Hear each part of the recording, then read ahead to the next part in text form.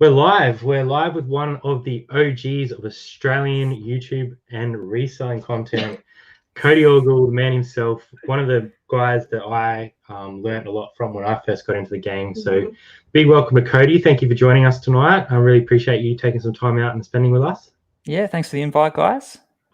It's good to have you on. I'm sure there's plenty of people in the chat that have seen your face before, but for everyone that doesn't know who Codey is, do you want to give yourself a little bit of an introduction about sort of where you've been and why you sort of started reselling, I suppose? Yeah, so I guess I'll give you guys a bit of the story. So I started sort of back as I left high school around like 17, 18. I wanted to make money on my own, you know, sort of start my own sort of business and do that sort of stuff. I've always been sort of entrepreneurial and stuff like that, you know, mowed lawns and done all that sort of stuff, you know. So, you know, I was searching on the internet, like how to make money online and stuff like that. And that's when I came across the likes of Steve Rakin at Rake and Profit, the College Picker, Bonafide Hustler, and all those guys. And they sort of led me into the door of eBay and thrifting and doing all that. And that's kind of where it all started. And I saw they were also doing YouTube channel and stuff like that as well. And I was like, hey, why don't I just give that a crack as well and document my process as well? And I guess that's sort of where it all started. So yeah, I just, you know, made videos about thrifting and all that kind of stuff.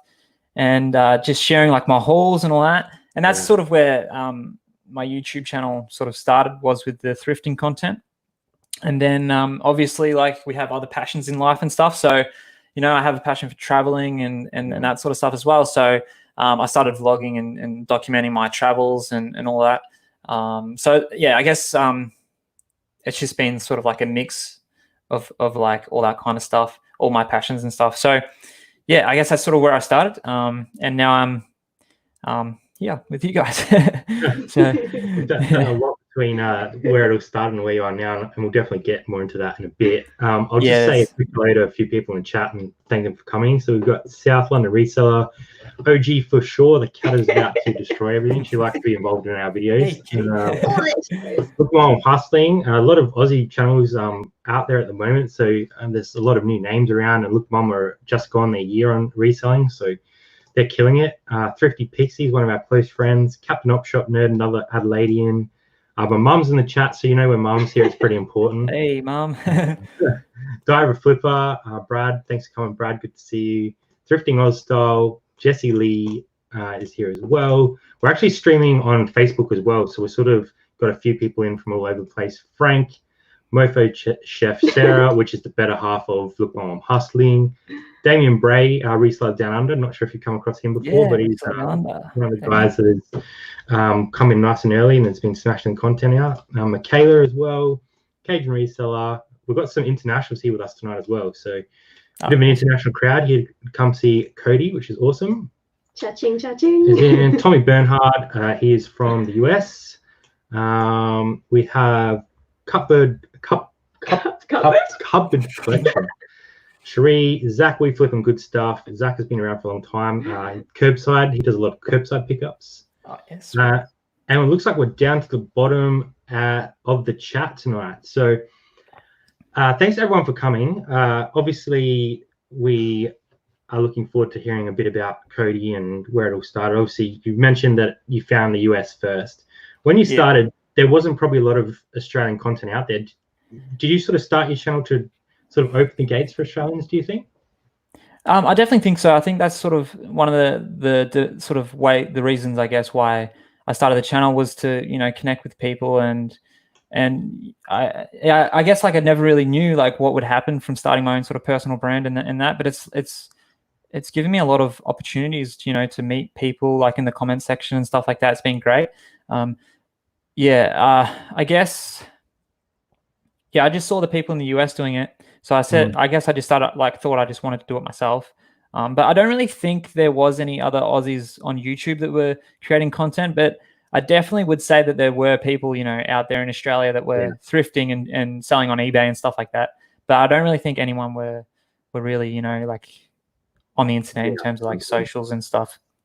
You're definitely the first one that I ever came across. I don't even know how I stumbled across your channel, but a lot of other people have mentioned that they got a lot out of what you're providing. I actually had a comment over on the Australian Reseller page from a guy who said he moved to Australia 4 years ago and came across your channel had very little money at the time, and it changed his life. So he wanted to say a big thank you to you for helping him change his life around. So that was pretty cool comment to see. Like, that's what it's all about. Hey, like impacting people's lives and sort of, trying to provide value and stuff. It's great to hear. Hey.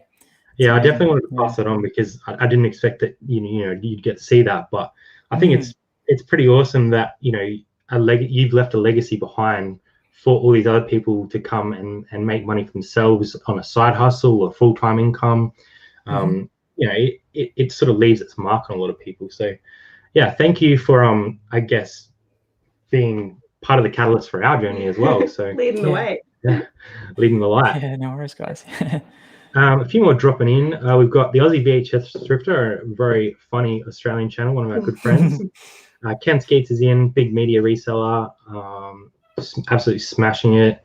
Carla Mendina is in as well, saying they learn a lot from you. So yeah, definitely I think a lot of Australians sort of, caught onto your content early, and that's sort of where it will boom for us. Now, you sort of stepped away a little bit because you like you said before, you started doing a lot of your bike journeys and a lot of this sort of traveling stuff.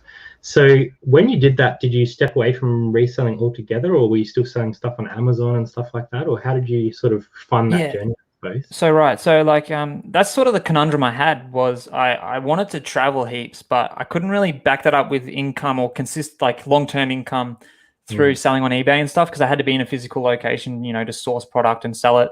And, I'm riding my bike like around the country. I can't really cart like heaps of inventory on my bike, if I was to sell it.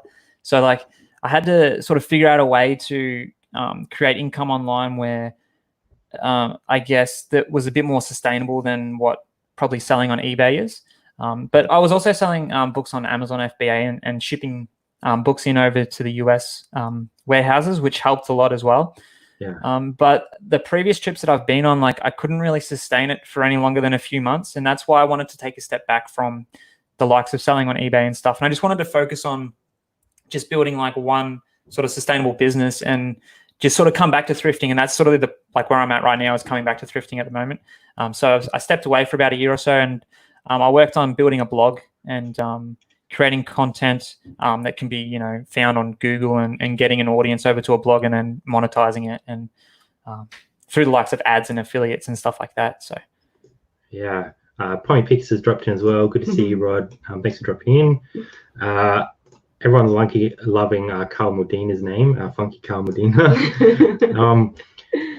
So there's been, like you said, you sort of changed track a little bit and did a lot of the overseas. I know that you went quite a way with the college picker Eric, and we actually spoke to him a little while ago, which sort of prompted me to get in contact with you, because I was like, I knew you guys. Yeah, I watched that show. That was a good show. Yeah, he's an awesome dude, like so positive, and I think that's that's the sort of people that I really want to seek out in this sort of game, is those sort of people that provide you that. They give you drive and they feed other people. Rather than trying to like hold people back. They're all about people growing together. And you got a little bit involved in the green room as well. And did you actually go over and catch up with a few of those guys as well? Yeah, that's right. So CP actually gave me a lot of opportunity in terms of that. So when I went over to the green room meetup in the US, I just went over there. I was like, what? Like, what's the worst that can happen? Just meeting people online. It's nothing, nothing crazy. So I just flew over there and I met up with the guys, and it was just a great time. And it was great to connect and just meet other resellers and stuff. Because at the time in Australia, I guess not many people were online and stuff, so I couldn't really reach out to anyone. So I just sort of, went over to the US, and that's when I met CP as well. And he invited me onto a bike tour, and that's kind of where our friendship started. And from there, yeah. So yeah, it was a really great time. It's interesting that you had to actually go and find your tribe, because now we've got this little group here, and we obviously love watching all of the US content and the UK content, but really you were like in your own pond. You're a few years early on the Australian uptake, but yeah. I guess since I've been out of it for about a year or so, it's great to see like such a growing and awesome Aussie community of thrifters right now. It's pretty cool. Yeah, there's a lot of people getting into it, and a lot of YouTube stuff going around at the moment too, which is really cool. And I think being Australian, like seeing those other channels, it's sort of there's things that you can take from the US and implement here, but right. the shipping is so different. Brands are so different in most cases. Like, it's good to see all those other channels because you learn from each other. And we picked up a lot of our stuff from you, and we have sort of a big respect for a couple of overseas resellers like Rally Roots and a few of those guys. So yeah, without YouTube, I don't think we would be where we are now. So I don't think we would have realized the potential for it. Yeah, we wouldn't have tried right. Definitely. So yeah, again, thanks for putting it out. And we're sort of talking quickly beforehand about you sort of wanting to focus back in on reselling a little bit, especially at the moment. So what's sort of driving that passion again? Like, what sort of shifted that focus back to reselling a little bit? Yeah, so like I said before, like I took the sort of the focus off it because I find that I can't really focus on too many things at once, if that makes sense. Like, I'm starting too many different sort of ventures or whatever. It's like really hard to make one successful, if that makes sense. Yeah. So I did that just so I could focus and build up the blog and stuff. But now I like, just the other night actually, I was watching one of my older videos. Like, it's been since a year or so since I've done a trip to the thrift or thrifting kind of video. I was watching it and I was just like getting this intense like passion, like this desire to just jump back in and go thrifting again. So obviously we can't really do it now with the COVID and stuff, but as soon as like this blows over, like, yeah, I can't wait to go to the thrift and pick up some cool stuff. It's going to be awesome. What do you like to pick up? Yeah, there's going to be a lot of stuff. Don't pick up. So yeah, is there like a specific thing that you're going to get heavy into again? Are you going to go like clothing, or you think you're going to niche down to a specific market when you get back into the thrift? It'll probably, I don't know, I like reselling shoes. They're pretty dense in sort of profit, if you know what I mean. So like, and they're pretty small as well, I guess, generally. So yeah, probably shoes and the clothing and stuff. Like, probably going to focus on like items that are maybe over like $50 profit, something like that, just because I have limited storage and stuff. So I don't want to like sort of mess with the lower end stuff. And I'll probably focus more of it on like a sort of like I guess like a passion sort of project, if you know what I mean, like a side hustle kind of thing. I won't really go sort of full bore into it, if that makes sense. Yeah. Just keep it more like enjoyable and fun and stuff like that. So yeah. Sure. Sell the things you like. Definitely drop questions in the chat if you have them for Codey while he's with us. Get him in, Jack. So yeah, I guess when you do get back into it, and hopefully it is soon, it's going to be cool to see like how you sort of how you differ from when you were doing it before, because I'm sure that things have changed quite a lot since you last did it, and I know eBay has changed a lot in the last even 6 months. So yeah, I wouldn't even know the changes, to be honest, because I haven't even focused on it. So it'd be interesting to get back in there and learn it and stuff, and also maybe like sell stuff on Facebook Marketplace and all that kind of stuff, because I've never really sold on any of those. It's just probably like Gumtree and eBay for me. But yeah, it'd be interesting to also try out, and test out the new platforms as well that there is. Yeah, definitely. And like, are you guys on that? Sorry, are you guys on any other platforms and stuff? We're on Depop, but we've dipped our toe in Depop very poorly. Yeah. And we do a little bit on Facebook Marketplace, but we don't really like people sort of picking stuff up from the house when we've got too much stock hanging around. But there's definitely a market there, especially at the moment. It's pretty good market to be in. So I know there's people that sell exclusively on there and do quite well. So I think we have access to Grailed now as well, but we haven't looked into that, and we haven't. We've got an Amazon account, but we haven't sold anything. Have you done anything with Amazon Australia or Codey? I know you said that you've done a bit with America, but yeah, not. I haven't really done anything with Australia. I think it's still in its infancy. I'm not sure though. Like, I haven't really been into it that much to know exactly, but I think it's still pretty early days for that. And I know people are selling on there and they're making sales and stuff, but like, I guess it's sort of the items that everyone's really aware of, if that makes sense. So it's like your essential items and stuff, maybe. Yeah, it's not really getting that sort of natural traffic. It's sort of more of a like, I've got to buy this and this is where I get it from. Yeah, right. Yeah. So like we have an account on there, but we unlisted everything because we weren't getting any traffic or any sales through it. Oh, okay. And it's only new products, so you can't sort of send those like secondhand books that you would have been sending over to the States. And you had pretty good success with sending stuff over the States, didn't you?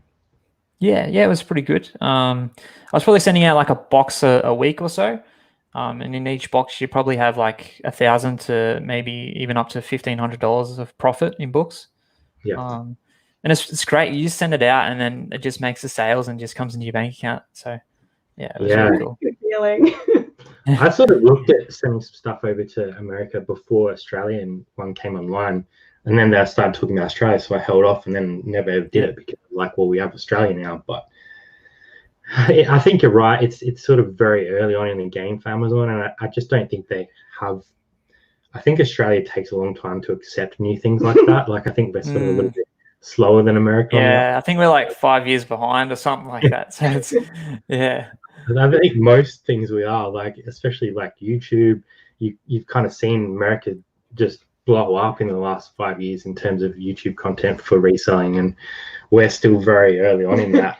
Cody was there. The rest of us are just now like, oh, we should make some YouTube videos. And you obviously are well into your bike riding and traveling and stuff like that. So I know you've done a few. You've done Japan. You've done a decent chunk of Australia. You've done some in Europe, I think, as well with CP. Did a bit of England. Is that right? UK? Yeah. Is there another one? Another one on the way? Did you say sorry, on the way? I was thinking maybe New Zealand's next, or even just finish my Aussie tour, because I rode from Melbourne up the east coast to Cairns, and I was planning to loop it all around. But I decided to come back home when I got to Cairns. So I'll probably fly up to Cairns and then finish the loop, go via Darwin, Perth, and back into Melbourne. That'd be pretty cool. Long trip. Yeah, I think I still got over 10,000 kilometers to go for that one. There's long stretches in Australia, though. Yeah. How do you deal with that, like, long distance riding without having sort of a distraction in between? Is that why you kind of blog when you're doing it, to trying to break it up? That's the thing I like most about it, to be honest. Maybe it's also good to ride with someone else and chat along the way and learn about someone else real deeply, like, because you're out there like 10 hours plus. You just really get to know the person you're riding with. Yeah. But other than that, like, I kind of like the silence. Like, it's almost like meditative in a way. Like, if you're solo riding, like, you're just out there and you're just, I guess, tossing ideas in your head and you're just really thinking about stuff. And I kind of like it. Like, I really like that aspect of just like, you have like this long stretch of road and you got to ride it, and then you just like lose yourself in your thoughts, kind of thing. Yeah, it's cool. If that answers the question, I guess. But no. Tommy's having a crack at me because I recently bought I bought a bike, but I put it on a indoor trainer, like, the ones that change. Yeah, I bought one of them. I haven't used it a heap, but it's been on there. I have been using it, but he's having a bit of a crack at me there, so that's where that came from. Without training wheels, well, I definitely have to have the training wheels on, so that's training wheel is permanent. That's 0 kilometers. So yeah, you sort of, I guess you're still putting out content on YouTube, but you sort of shifted it across to more sort of your bike stuff, and you talked about blogging. So what got you into blogging? Like, where did that come from? And you mentioned in one of your last videos that it's becoming sort of pretty successful for you. So do you want to talk a little bit about sort of where that came from and the progression to where you are now with that?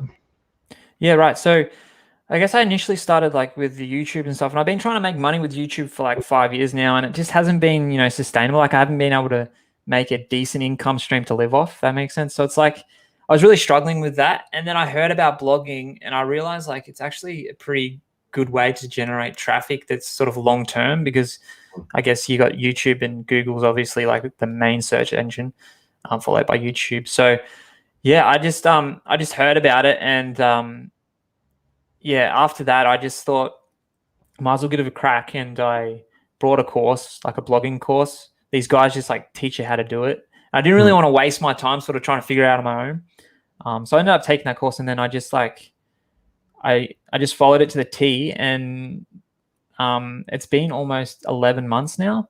Not sure if you want me to get into numbers or whatever, but like, I know that you said on your last video that it was sort of bringing in a pretty steady monthly income. So like, how long did it take for you to sort of grow that to that? Did it take that sort of 8 months to pick it up? Yeah. Or? So with when you're sort of ranking articles on Google, you have like this 8-month period or so where you just get crickets because Google doesn't trust you yet, and they want you to sort of, I guess, build your reputation on the internet, and I guess I just wanted to make sure you're legit and stuff like that. Yeah. So yeah, I've posted to today. I think I'm up to about 180 articles that are live at the moment that I've published. And each of those are over 2,000 words each. So I've just been working really hard over the last 10 months, just producing heaps of content. So essentially, I'm just finding what people are searching for on Google and just providing that content and helping them. And it's around my passion as well. So I love cycling and I love traveling. So I'll put the two together.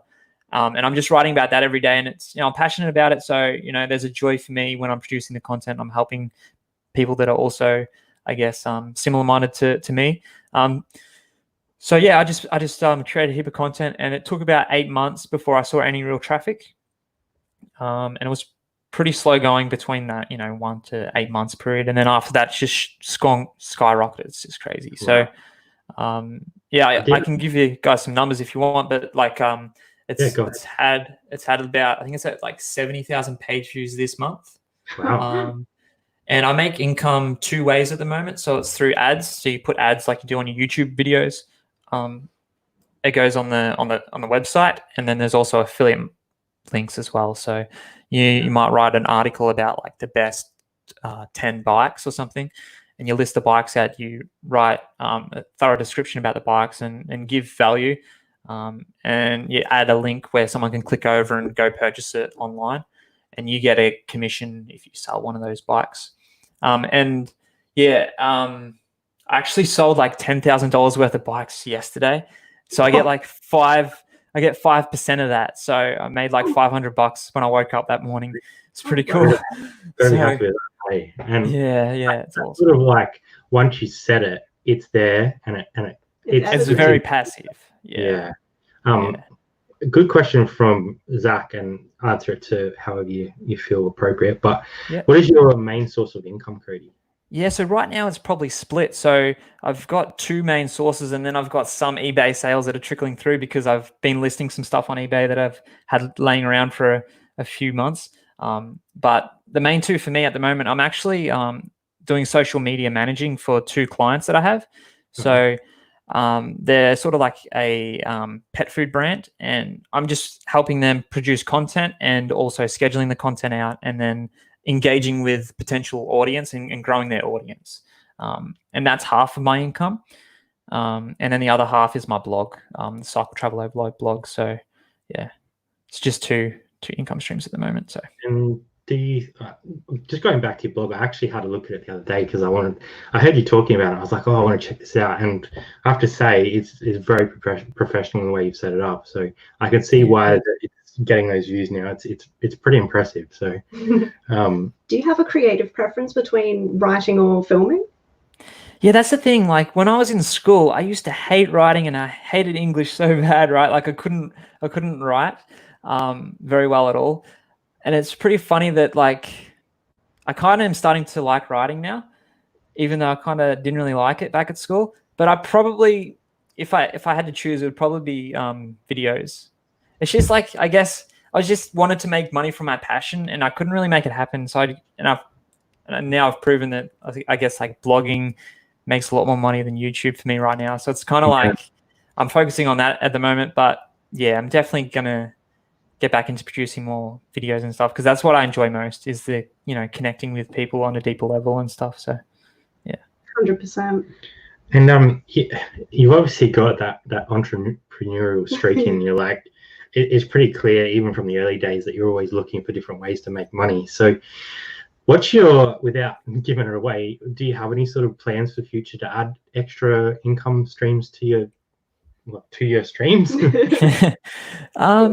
Yeah, I guess. So like the funny thing is like I've almost reached my year-long earnings goal probably by next month. So once I hit that, I probably don't want to make any more income, just because like I set that goal as if like that's how much money I want to make. And then if I hit that amount, then, I'm happy, like I have enough to live off. Like why would I need to make any more income, if you know what I mean? But I guess the next step for me is more about like passion and purpose. So I guess it's focused more on maybe creating more brands and sort of businesses around things that I'm passionate about. So I've been vegan for 2 years now. So I'll probably start I'm actually working on a vegan blog, like a vegan sort of recipe food blog, and probably a YouTube channel as well with that. And then I also have maybe another one about van life, because I want to get back into van life as well, and do that as well. And then also probably my personal brand, Codey Orgill. It's hasn't been making that much money. I don't really plan to make money from it. I just want to more sort of have that impact on people's lives in terms of that, because it's just amazing to hear like the messages you get from people, just saying like, oh, you've helped me out to do this or that. And yeah, that to me is like I guess the main juice, or the thing that sort of, yeah. It's almost hard not to build a personal brand these days. I think that we are in this kind of maybe the first generation that's just been brought up with that like inbuilt in us, that once you're on social media and you're putting yourself out there, you just automatically start building a brand around yourself, whether you're actually using that to like create an income or be the face of something, or if you're just out there on your personal Instagram. I think it's just something that we've all just unnaturally done. Well, I think with all the social media stuff as well, like it's almost, you have to become a brand, because that's what social media is designed for. Like, well, as soon as you curate something, I'm going to show this and not that part of my life, you're already doing it. Yeah, definitely. It's an interesting thing. It's interesting times to sort of live in, I suppose, because you've got all that interaction available through YouTube and social media. So there's ways. I guess it's amazing in terms of like a legacy aspect as well, because like imagine if our grandparents or whatever had social media, like we could watch their lives and see what they were doing when they were our age and stuff. It's amazing to think about, like it's really incredible. So that window back in time where we don't really have that now, but in like 50, 60 years, there will be that window back in time. So our minds are blown just looking back at and don't go look at it. We're like, whoa. Yeah, exactly. Yeah. Do you have those videos where you look back now and you're like, oh man, like I was so great. It's probably my first video I ever posted on YouTube. ours funny. Probably 100. No. Still in that though. Yeah, still going, still green. So you sort of dropped a little segue in there about van life. So I know that that was a bit of a passion of yours for a while, and you sort of bought a van. You're looking at buying a van for a while, and you got it, and you started doing it up. So when did that end up? Where did that end up? Did you end up getting to go out on a lot of adventures, or is that sort of still a bit of a pipe dream that needs to be fulfilled? Yeah, it's definitely a pipe dream for me. I guess when I started, I didn't really have the finances to sustain it. I was trying to build it out, and I kind of didn't really have the spare money to spend on building out the van and stuff. So I kind of just ended up selling it, and I sort of just threw it in the corner, and maybe I'll pick it back up in the next year or a couple of years down the road.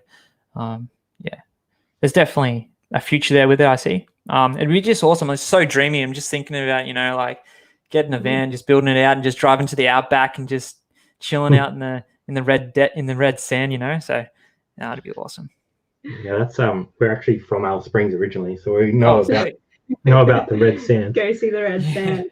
Had several vans and the buses come in and out of my family, but it's really, I haven't traveled in a bus since I was very, very young, and it's my mum and sister who are now the gypsies of the family, but I think I have to. I think it's in my blood, so times are... So you guys definitely think you're going to get a bus soon? I think we're just going to have to. Tick that box. We haven't really put too much out about it because we don't want to say that we want to do something and then not do it. We're kind of the people that if we say we're going to do something, we do it. So we're sort of very early on in considering it. Super pipe dream, but I think we're going to get it. Yeah, because I think we bought this house beginning of last year, so we're still very early on in the mortgage of that. So it's kind of like a money flow thing that will be the key point, I think. It's a big commitment. Oh, massive. But I can see massive value in doing something like that. And I think the experiences that you gain from that are probably worth more they're than priceless, hey? Yeah. Even if you're not out there for a whole year, you know, just go and have an experience. Yeah, I think I need to sort of.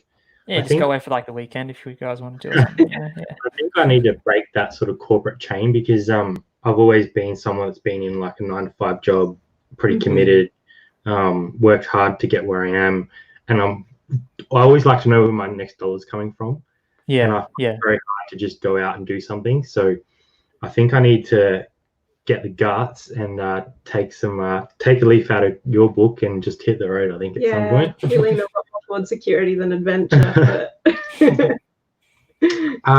who was your first online inspiration? Zach's asking. I would probably say in terms of reselling, it was Rake and Profit. I found his videos like in terms of like selling clothes on eBay and stuff like that, and that's where it all sort of started for me.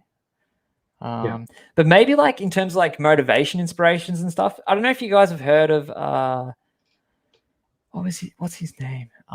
You know, the guy's like, I want to succeed as bad as I want to breathe. I forget that guy's name. E.T. or something, isn't it? I don't know if you guys have heard of him. I don't know. I've heard that. He's a motivational speaker, and he's like one of the first ever ones I listened to on YouTube. So yeah, and you're big into motivational speakers. Like you find that's what drives your success as well.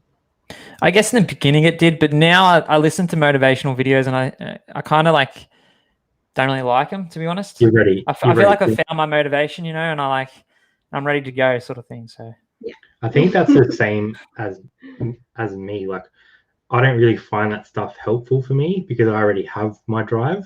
I think when you're looking for your drive, that's when you need that sort of thing. But if you found your drive, you're already motivating yourself. So yeah, something sort of pushing you, right, or pulling you instead of Yeah, and I think the next year and a half, 2 years for us is going to be the real test. So it's going to be interesting times, and I'm keen to see if you do get back into reselling how you adapt into that again, because it's obviously been a little while and life's change, and you know your mindset changes. So it's going to be interesting. Might be a bit rusty at the start, but. No way Brad could be a bus stick somewhere. He can't upload a YouTube video. He would be in ER getting a heart transplant. You gotta try everything. Well, the thing is, if we did it, I think we'd be blogging our journey. So it'd be a two-pronged thing. Brad's other thing is he can't ease into anything. If he's doing it all the way and a bit extra. So but I think you got it. The only motivation you need is knowing you need to pay the bills. Yeah, it's going to make it. What kind of bike do you ride? That's a good question from Ukmum. Yeah, so my bike's actually behind me here. Go this way. Bring the full screen. It's a Kona Sutra LTD. So it's like an adventure / gravel bike. And obviously you can see it's got bike bags on it and everything, so it's ready for an adventure, but I can't go anywhere because of COVID. So what happened to old was it Searle? Yeah, so the old Surrey's out the back there. I upgraded to this one just recently, but that one's been to many countries. It's been to Japan, it's been to the UK. So yeah, that one's been everywhere, man. But yeah, so yeah, I actually brought that from if I can get into the story of how I got that bike, I bought it from a Cash Converters for like $300, and it's like a $2,000 retail bike. Wow. But it didn't have the best components, so I kind of just sort of upgraded those, and yeah, it's been a good bike. What fueled your passion for bike riding? Like, how did that start? Like, how did you go, I'm gonna ride up and down the coast as many times as I possibly can? Like, how did that come about? Yeah, so in terms of the cycling aspect, I started out as like a road cyclist back in the day. So I think it was like year 11, maybe year 12 at school. One of my PE teachers would join up for the local group rides for like road cycling and stuff. And he's like, hey, Cody, why don't you just get a bike and come join us, and we'll start cycling in the mornings. And I was like, yeah, and that's kind of where my passion for cycling really started. And then I did some races and stuff like that. And I kind of, I guess I was competitive in my younger years. Like I did like running and stuff like that. But as I got older, I realized that sort of competition stuff wasn't really, I guess, meaningful or something that I was really interested in. I was more interested in terms of the adventure side of it. So that's kind of where it started. And around that time, I tried one tour on my road bike that kind of failed miserably. I ended up taking about like 70% of the stuff I took on the bike was clothing, and I had like no room for food or water or anything like that. And the gear I took just tore apart within 2 days. It was just an absolute nightmare, but it was a learning experience, and that was my first ever tour. And then my next tour was the one that CP invited me on over in the US. So CP had a bit of an influence as well in terms of me starting out the cycling adventures and stuff. Yeah, I don't know if I could, like, I see how it's awesome, but I don't know if I could commit that amount of time to riding. Like, I think I'd struggle with that. I think anyone would struggle, but yeah, you get out of it. It's definitely like it's one of those things that you got to love, hey, to be able to do that. Yeah. So, that's awesome. Cycling would kill Sinister. Oh. Rob doesn't like exercise. He's not a fan. Guys.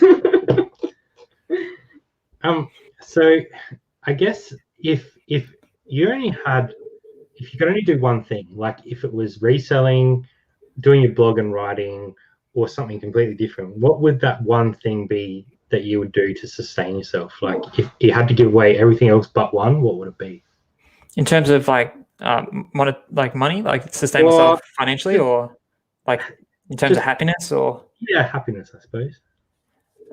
It's pretty tough, man, because like I kind of enjoy like everything about life. Like if I was to choose those, maybe like the bikes, like in travel. I really like that.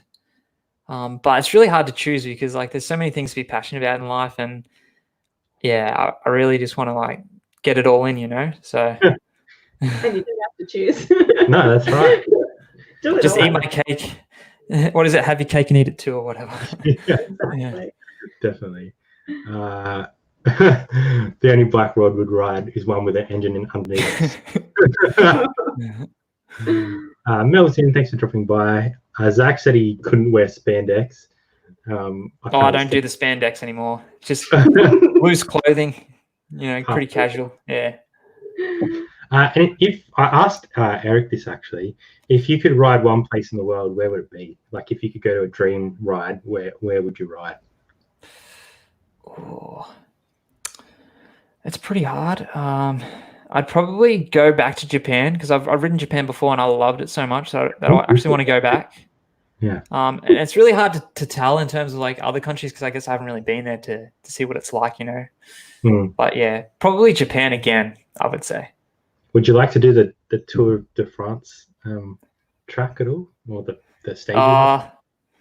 Maybe. I'm not really that interested in it, but yeah. France was all right. I liked France. It was all right. That was good Japan. I think New Zealand would be incredible. Yeah, New Zealand would be awesome. And if you do go to New Zealand, are you planning on blogging the whole adventure again? Yeah, definitely. I think that was a could you please? Yeah. We were actually planning on going to New Zealand later this year, but cancelled. It got cancelled because of all the COVID stuff. So we were going to go to the snowfields for a joint 30th with our friends. But you guys done much traveling? You guys said you're from NT, right? Or yeah, well, yeah, we're both from the NT. I've done a lot of Australia, but when I was younger, I haven't been overseas, which I'd like to do. We're sort of, depending on which direction we go, I think we'd like to go to America just for the thrifting and stuff that they get over there, just to see what it's like. Because you watch some of their videos and you're like, man, this is insane. Like you're buying stuff like a fourth of what you're gonna have to send back a shipping container. I know, right? It's not efficient. Did you get to have a thrift when you were over there? Yeah, the thrift stores are so huge compared to ours. Did you go all right? Hey? Did you do all right when you were over there, or didn't get much? I didn't really pick up too much, only because I was sort of moving around there a bit and I didn't really have anywhere to store stuff. But I did list some stuff on eBay and I sold a few things. So, yeah. It's a good feeling. That's like the dream, hey, being able to travel and sell at the same time, like paying for your travel, essentially. Have your cake and eat it too. Yeah. I do like cake, so. Speaking. So you mentioned that eBay is going to sort of switch back on a little bit, and you're going to, use that as a bit of a side hustle. Are you sort of planning to blog that journey back into it as well as part of your channel, or are you going to try and keep it separate? Or yeah, definitely. So with my Codey Orgill channel, with that, it's just all about like all my passions. It's just I'm not focused on like niching down into, because that's one of the things I had trouble with in the beginning, was trying to figure out what my niche was and try and stick to that. And that's why I've sort of built like I've built this other blog and this other YouTube channel around the cycle travel stuff, is because I'm just sort of separating in that aspect. But with my Codey channel, it's just me as a personality, so it's everything that I love will be on there. So it's going to be thrifting, travel, vlogging, all that kind of stuff. So yeah, I'll definitely be putting thrifting videos up. Yeah. Sorry. I'm keen to see some more thrifting videos. Cats are about to destroy something. She's about to get noisy. Codey, what's your future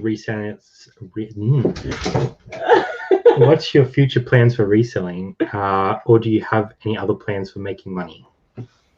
Yeah, so with reselling, I will be getting back into it once we're allowed to get out and hit the op shops. So annoying. It'll probably be just like sourcing stuff that I like, and sort of maybe like trying to build like a store that has like 300 items constantly that are high value items, like maybe 50, 80 to 100 plus dollar items. And that I'm really passionate about sort of buying and selling. And in terms of like other plans for making money, I'm kind of where I'm sort of at financially in terms of my goals and stuff. So I really don't want to shoot any higher in terms of money, but I do like, I am a believer that if I like add value and do something that I'm passionate about in terms of other ventures that I have, then the money will come, if that makes sense. So just like a natural progression. Like if you're supposed to make money from your passion, then it's a bonus, isn't it? Like you're doing what you love and you can somehow monetize it in a way that supports other people but yourself as well. That's a dream, isn't it? Like being able to provide for yourself while helping others. Like that's definitely that's the ultimate. Yeah. I think your view on money is one that I haven't heard a lot in this community. That you said before, you've got a goal and you know that that's what you need to live, and once you reach that, you don't really need more. I think that there's not many people that I've heard with that view, but I really respect that.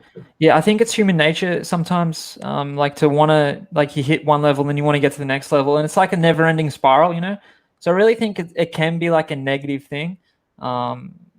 But yeah, I guess I know what I want, and once I hit that, it's like, wow, I'm here. Like that's amazing. It's not like I have lost ambition or anything. It's just like, you know what I mean? Like it's what being like grateful for what you have, sort of thing. So like you're achieving what you set out to achieve, so you don't need to prove anything to anybody. You know that you're succeeding in your plans. Yeah, like I think the idea of like making $1 million and stuff like that, like I don't know where the concept came from, but it's like you can live like really well off $120,000 a year. Like you don't need to make $1 million. You know what I mean? So I think that's this perspective that we need to sort of think about. Like, yeah. Oh, definitely.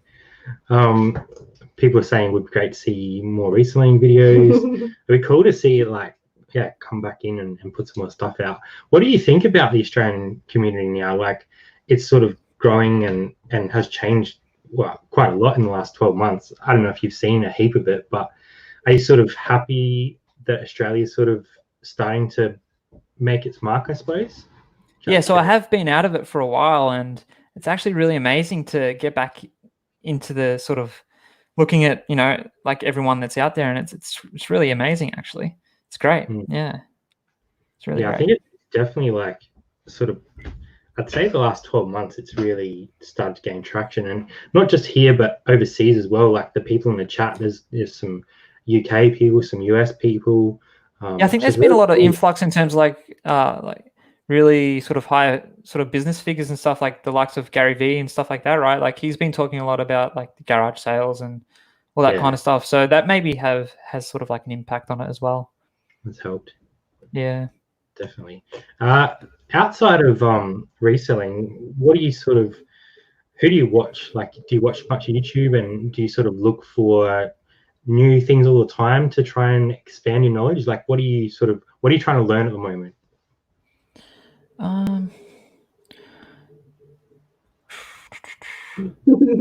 That's a tough one.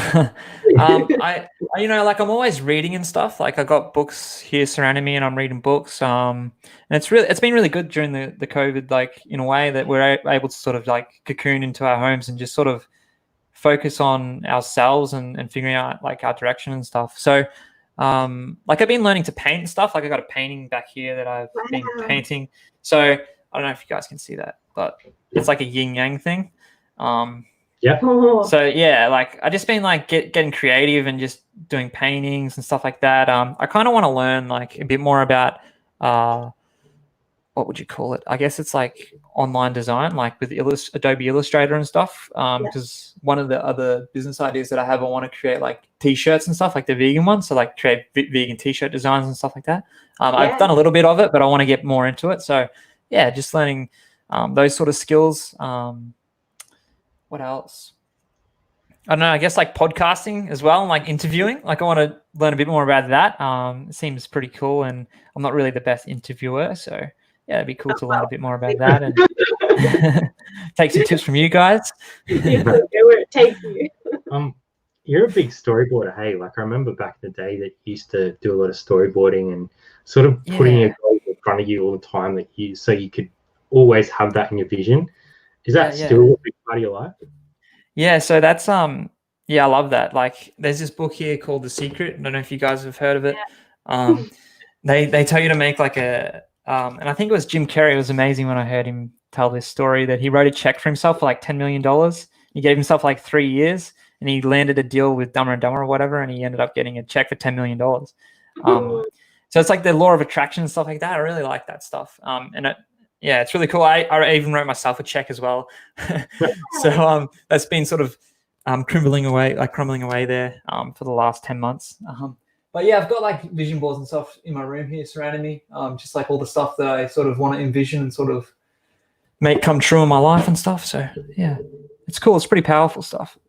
Yeah, I definitely agree. Like if you put something out into the world, you often find ways of achieving that because you're like, well, it's out there now. Like I'm going to make it happen. You know what I mean? So even when we were looking for a new home, we were very specific about what we needed. And one thing I forgot to write down, we didn't get. So the dining table. Oh yeah, we didn't get a dining table. We still have no dining space.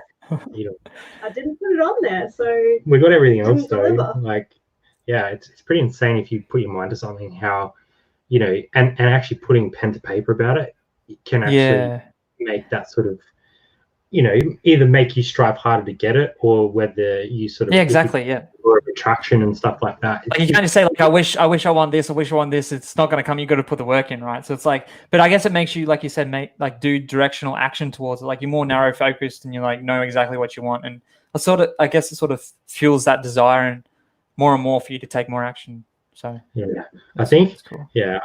From everything I've seen of you, like you're one of those people that has a lot of ideas, and I think I have a similar mindset, and I struggle to focus on one. So unless I write it down and actually have it somewhere where I can go back to it and be like, all right, that's what I need to work on, rather than X, Y, Z, and 7 other things. So do you apart from your storyboard, you sort of every time you get an idea, you put it down and come back to it so you don't lose it, or? Yeah, so I have a journal as well. So I'm always like writing down my ideas and stuff. So yeah, it's got like a journal. I just like write down, like I made it a sort of like a daily practice to just sit down for like 10 minutes or so and write down, like fill out a page, just like I do it throughout the day, like my journaling, like whenever I get ideas and write it down. And then I also have like a gratitude journal as well, where I sit down for like 10 minutes and just write down the things that I already have that I'm really grateful for, even if it's the most simplest things. I think that's really just being alive today. So yeah, sorry. Yeah. How good is it? And I think, do you think in this time of like, sort of not complete isolation, but pretty close to it, do you think having those mindfulness techniques has helped you deal with the ups and downs that have happened over the last sort of 3 months, I suppose? Yeah, definitely it has. Yeah.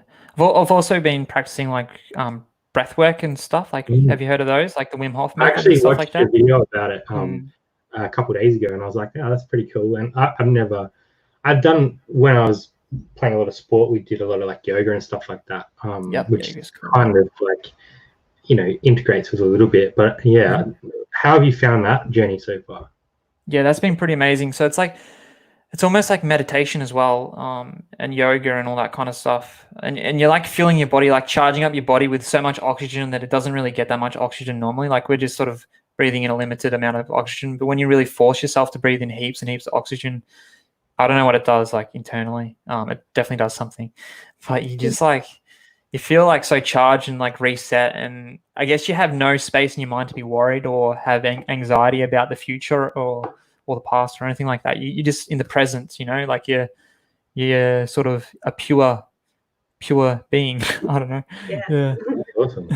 And do you like, I don't know, I guess when you're on YouTube, like you're putting yourself out there and you're sort of putting yourself on a stage where people will give you positive and negatives. I don't know how much negative you've seen with your time, but how, like, did you struggle with that at the start in terms of dealing with those negative stuff? And how did you get from that space to where you are now, where you're just like, it doesn't seem to affect like your day to day? You're just like, well, whatever. Yeah, so it did impact me in the early days, like, because I guess I kind of wanted to please everyone, and I wanted everyone to be happy.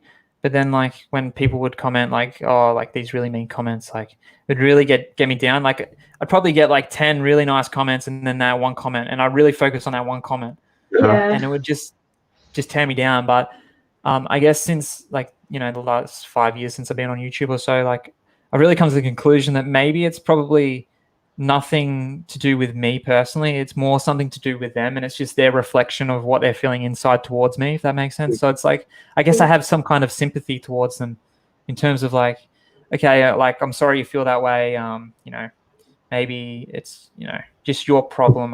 I'm not really going to fuel into it, sort of thing, and just have like a neutral sort of reaction to it. Dance. Yeah. It's a great view. I'm gonna take that from you, Cody.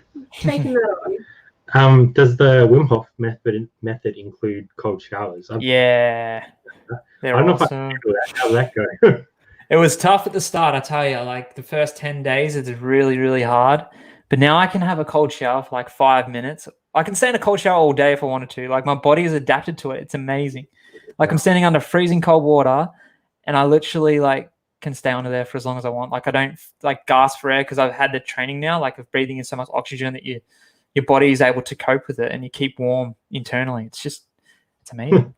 I might have to look into it. I've never tried it, but if it can do that for you, you're doing all right. Think of the potential of our bodies that we just have not tapped into at all. Yeah, exactly. Yeah, that's it. Damo is saying haters make you famous. I don't know if I'd want to be famous. Medication. Medication. Meditation is great. Give it a good shot. Oh, that's fascinating. Meditation is a medication, sort of. Finish showers off cold, helps with my chronic fatigue. Oh, awesome. Interesting. I have done it a few times. My brain is too busy. I think we all sort of like struggle with that at some point in our life. And I think right now it's very easy to have a busy mind because you're not only worried about your day-to-day life, having an income, but you're worried about what's happening outside your doors and whether, you know, it's going to get worse or better, or like there's so many things that could be impacting your mental health at the moment that I think it's a good time to start looking at those sort of things, whether it's meditation or breathing or, you know, just taking time away from a screen to sort of decompress. Do you sort of practice that? Do you have like a cutoff time for like watching videos or screen time or anything like that? Not really, to be honest. I find like if I fit in like the mindfulness practices every day, then I'm kind of all right. Like I could probably like watch and be on the computer all day long as I get my hour-long session. Like I have like the 5 things that I do, like the 5 mindful things, like the Wim Hof breathing, the cold shower, like the meditation, some yoga. I try and like, you know, do that every morning, like a sort of like a morning ritual. And if I can do that every day, then it's almost like a reset, and I can spend the rest of the day, you know, with, you know, excessive screen time, I guess, and still be all right for the day, if that makes sense. You've set yourself up. Well, yeah, you've sort of wiped your slate clean, as they say, and you can kind of go again. Yeah. I think I'm still learning how to wipe my slate clean. I get a big internet hangover sometimes. Too much. We've been going 54 minutes, so we've smashed through almost the hour already. But if anyone has any questions before we head off tonight, obviously Codey has not only a lot of experience in reselling, but has a great attitude and pretty switched on, I think, Codey. So thank you for joining us firstly, and thank you for sharing some of your experiences with us. And I hope to see a heap more of your stuff, especially coming back into the reselling community and putting out some stuff like that. It'll be interesting to see that, and hopefully we'll be able to catch up at some point and go on thrift. But that sounds great. Zach's saying he's become anxious during these times, no time for anything else. Yeah, he's got a young daughter at home that he's homeschooling, so I can imagine that's quite difficult to find time to do that sort of stuff. She's up before him.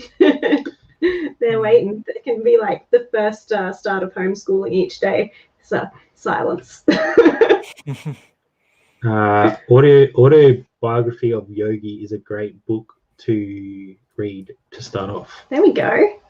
I'm going to take a note of that. Thank you. My mum says veg out time in any form is good for mind and body.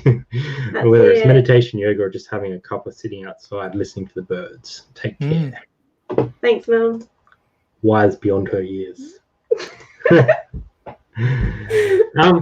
do you think your entrepreneurial streak came from? Like, is your family sort of the same guild, or do you, like, where do you get that from? That's a good question. Like, my parents aren't really entrepreneurial, I wouldn't say. Like, they're like, you know, they work jobs and stuff. To be honest, I probably got it from my pop. Like, he, like, at least the adventure side, maybe, like the traveling and stuff. Not really sure where the entrepreneurial thing came from. Maybe, I don't know. I don't really know too much about like my family tree and stuff like that as well. So, but yeah, like my pop, he went to World War II. He went to war, and yeah, I guess like that is like an adventure of itself. You know what I mean? And he would always tell me like stories and stuff of, you know, his travels and that. And I guess that kind of inspired me as well. And he would always go to the thrift store as well. So that's probably where I got the thrifting from. And have your parents always supported you to do your own thing? Like, have they been sort of, you know, uplifting in the sense of working for yourself and not working for somebody else? Have they always been there for that? Yeah, so I've been really blessed with my parents. They haven't been the type that to say like you got to go to university and you got to study and go through this career and stuff. They sort of just let me find it on my own, and it's been really great. And they've been supportive of my whole journey. So, you know, like when I first, I was talking to my dad the other day, and he's like, as soon as he was like, I remember when you first sold your first Ralph Lauren polo shirt on eBay, the very first item I ever sold. And it's just great to see where I've come from there. So it's just, yeah, it's amazing. It's an awesome journey, isn't it? And like, I remember watching some of those early videos, and I was like, oh, this is really cool. And then like I saw a few more, and I was like, yeah, I could do that. And then I found some other, you know, people that I took some stuff from as well, and I was just like, guys, check this out. And, it's amazing how something can start as such a small little, you know, idea and then blossom into something that potentially passionate about. Yeah, and can potentially pay for your lifestyle or pay for something that you couldn't afford before. Like, we wouldn't be in a position we are now without reselling. So, you know, that's very true. We're very lucky, and especially right at this moment when I've lost my job and I don't have to stress and go out and find something else. Just feeling very, very grateful. Codey, you are wise beyond your years. I'm always amazed at how much you've achieved at such a young age. It's incredibly inspiring. 100%. BCP, one of the great mods in the YouTube community, has dropped your channel there as well. So I'm sure that everyone here is subscribed to your channel, but if you're not, head over, check out Codey's stuff. Not only great reselling information, but great life information as well. So head on over, leave him a comment, let him know that you are enjoying his stuff. Everyone's saying thank you for your time, Codey, and appreciate you coming on. I'm really glad that we're able to organize a time because, you know, I think people like you have paved the way for the Australian community that it is now. So I think it's really important that, you know, we're able to talk to people like yourself that have, you know, not only built something, but are continuing to build not only a reselling career, but stuff outside that as well. So you sort of expanded your horizons, I suppose. What's your favorite Red Hot Chili Pepper song? That's hard. I love Californication. I've just been cranking them all out lately. I just got them all on repeat. It's been on repeat while you're working at home. Yeah. But... Do you have a favorite? Probably, is it Under the Bridge, that one? You know that one? Yeah. They have like probably 10 or 12 that are just... Yeah, they got some really good ones, hey? Yeah, definitely. Yeah, good band. All right, well, we've hit the hour mark, so we won't keep Codey too much longer. Codey, you can stick around after we close the chat. I want to ask you some stuff about your blog off air, but thanks everyone for coming along. Make sure that you head over to Codey's channel, leave him some love. Really appreciate everything Codey's done, not only for us, but the Australian reselling community over the years. I'm sure, knew it or not. Yeah, I'm sure there's going to be plenty more coming from Codey over the next, well, hopefully for a long time to come. So stay tuned. We will indeed. So thanks everyone for coming, and we'll see you next time on Two Aussie Thrifters. Bye for now. Thanks, Codey. Bye. Thank you.